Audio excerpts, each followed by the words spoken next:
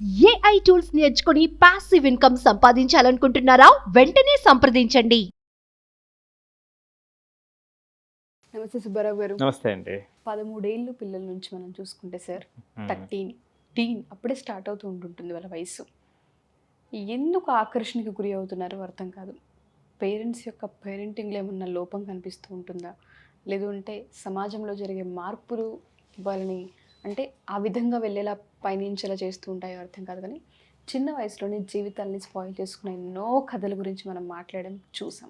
పేరెంట్స్కి awareness create చేయాలి, దీనిపైన వాళ్ళు కొన్ని బౌండరీస్ సెట్ చేయాలి, పిల్లలకి తెలియజేయాలి అంటే ఏ విధంగా అంటారు? చాలా అవసరమైనటువంటి ప్రశ్న అండి ఇది. ఎందుకంటే కొన్ని విషయాల్లో అనవసర గోప్యత పాటిస్తాం మనం. మీరు అన్నారు 13 సంవత్సరాలు వచ్చేటప్పటికి ఆ రకమైనటువంటి ఆలోచనలు మొదలవుతాయి కొన్ని కారణాల వల్ల. దానికి సరైనటువంటి ఇన్ఫర్మేషన్ మీరు జోడించగలిగినట్లయితే పాత్ కరెక్ట్గా ఉంటుంది. దాన్ని అట్లా వదిలేస్తే ఏమవుతుందంటే అది సరైన ఇన్ఫర్మేషన్కైనా దారి తీయచ్చు, లేదా వ్యతిరేకమైనటువంటి ఇన్ఫర్మేషన్కైనా దారి తీయచ్చు. సో కాబట్టి అందుకని ఇది అవసరమైనటువంటి సబ్జెక్ట్ అని చెప్తున్నా. సో ఎక్కడ గోప్యత పాటించాలి, ఎక్కడ గోప్యత పాటించినట్టుగా ఉండాలి అనేటువంటిది. సో ఇది రెండవ కోవకు వచ్చినటువంటి విషయం అండి. ఇప్పుడు మీరు ఒక మాట అన్నారు మీ ప్రశ్నలో, మారిన పరిస్థితులు అని. నేను అంటాను, ఇలాంటి సందర్భాలు ఇది వరకు ఉండేవా లేవా?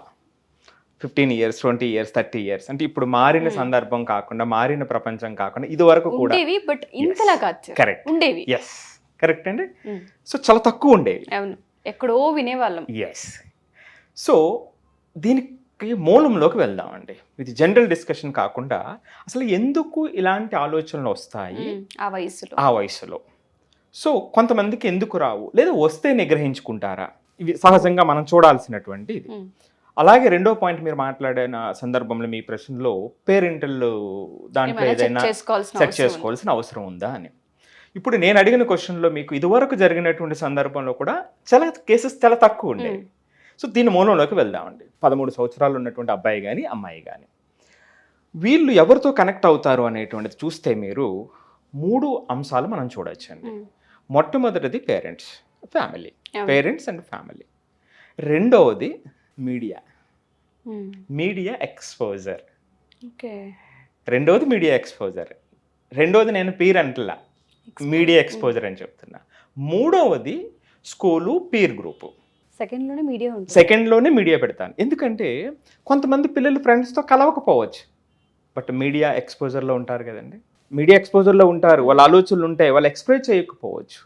But everybody is in media exposure కదండి. సో కొంతమందికి ఫ్రెండ్స్ తక్కువ ఉండొచ్చు, కొంతమందికి ఎక్కువ ఉండొచ్చు. అందుకని నేను మీడియా ఎక్స్పోజర్ సెకండ్ అని పెడుతున్నా.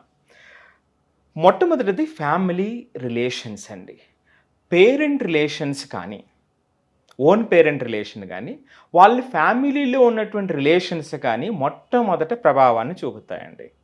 మీరు ఇందాక చెప్పినటువంటి ప్రశ్నలో, నేను అడిగినటువంటి ప్రశ్నలో పూర్వం తక్కువ ఉండేవి. ఆ కారణాల్లోకి వెళ్తేనండి, అక్కడ పేరెంటల్ బిహేవియర్ సరిగా లేకపోయినా, లేదా ఆ ఫ్యామిలీలో రిలేషన్స్ విషయంలో దీనికి సంబంధించినటువంటి సంబంధాలు ఎక్కువ ఉన్నా వీళ్ళ థాట్ ప్రాసెస్ ఇమీడియట్గా వెళ్తుందన్నమాట అండి. సో కొంతమంది ఏమవుతుందంటే అండి, పేరెంట్స్లో ఎవరో ఒకరు ఒకరు లేకపోవటం. ఆ సందర్భంలో ఇప్పుడు తల్లి లేదు, తండ్రి ఉన్నాడు, ఆ తండ్రి ప్రవర్తన ఇన్ఫ్లుయెన్స్ చేయొచ్చు. లేదు వాళ్ళు ఉండి ఈ పిల్లలకి సరైన సపోర్ట్ లేనప్పుడు వీళ్ళు అంటే ఆ సపోర్ట్ లేనటువంటి వాతావరణంలో ఉన్నటువంటి పెరిగినటువంటి పిల్లలు దేనికైనా అట్రాక్ట్ అవ్వడానికి ఎక్కువ అవకాశం ఉంటుంది. సో అలాంటి వాళ్ళలో కొంతమంది ఆ గ్రూప్లో ఉండేవారండి ఇదివరకు. అదొక కారణం. అంటే మొట్టమొదటిగా పేరెంట్స్, ఫ్యామిలీ రిలేషన్స్లో ఇలాంటి వాతావరణం కనిపిస్తూ ఉంటే ఇది ఒక కారణం అండి. రెండవది అతి ముఖ్యమైనటువంటిది మీడియా ఎక్స్పోజర్ అండి.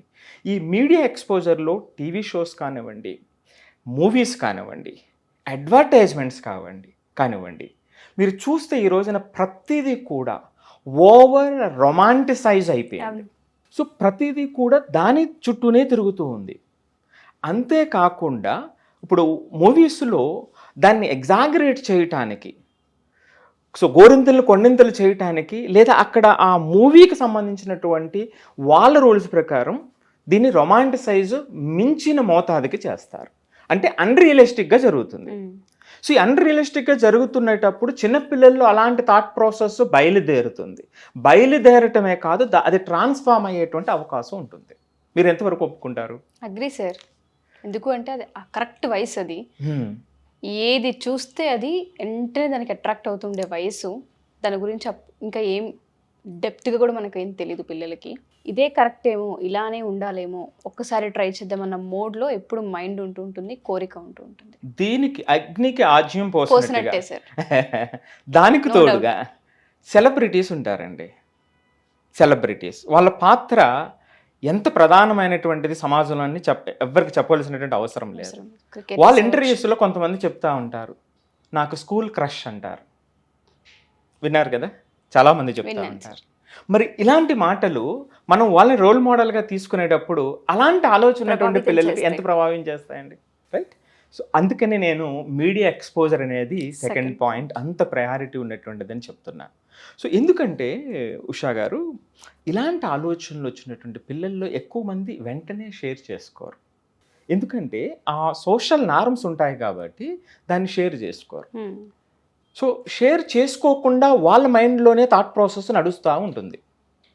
ఎప్పుడైతే నడుస్తూ ఉండేటప్పుడు ఇలాంటి సెలబ్రిటీస్ ఇంటర్వ్యూస్ లేకపోతే మూవీకి సంబంధించినటువంటి దాంట్లోనూ ఈ డిస్కషన్ వచ్చి దాని సపోర్టింగ్ ఎన్వైరన్మెంట్ మనకు ఉండేటప్పుడు ఏం జరుగుతుందండి, ఆటోమేటిక్గా అది అబ్జర్వ్ చేసేసుకుంటూ ఉంటారు.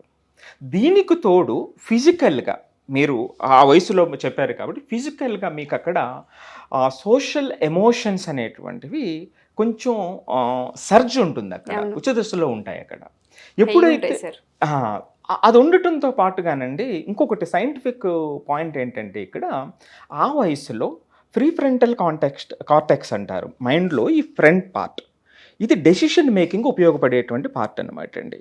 సో ఇది అంతగా డెవలప్ అవ్వదు ఆ టైం వచ్చేటప్పటికి. సో మీకు అందుకే ఆ ఇంపల్స్ కంట్రోల్ అనేటువంటిది ఆ వయసులో ఎప్పుడు కూడా ఆ కౌమార దశలో కానివ్వండి 19 years అడోలసెన్స్లోకి వచ్చేటప్పటికి వాళ్ళు అగ్రెసివ్గా ఉంటారు కొంతమంది. ఎందుకు ఉంటారు అంటే ఆ మైండ్లో ఆ పార్ట్కి సంబంధించినటువంటి భాగంలో డెవలప్మెంట్ ర్యాపిడ్గా ఉంటుంది. ప్రీఫ్రంటల్ కార్టెక్స్లో డెవలప్మెంట్ తక్కువ ఉంటుంది. అంటే ప్రీఫ్రంటల్ కార్టెక్స్ అంటే డెసిషన్ మేకింగ్ చేసేటువంటిది, ఎమోషనల్ కంట్రోల్ చేసేటువంటి పార్ట్ అనమాట అండి బ్రెయిన్లో. అది ఆ డెవలప్మెంట్ ఆ ఏజ్లో అంతగా జరిగి ఉండదు. మీకు అందుకే 25 years వచ్చిన తర్వాత 30 years వచ్చిన తర్వాత వీడు స్టెబిలైజ్ అయ్యాడు, పెరిగితే మార్పు వస్తుంది, బాధ్యత వస్తుందని చెప్తారు కదా. ఇది సైన్స్ అనమాట అండి, సైకాలజీ సైన్స్ చెప్పేటువంటిది ఇది.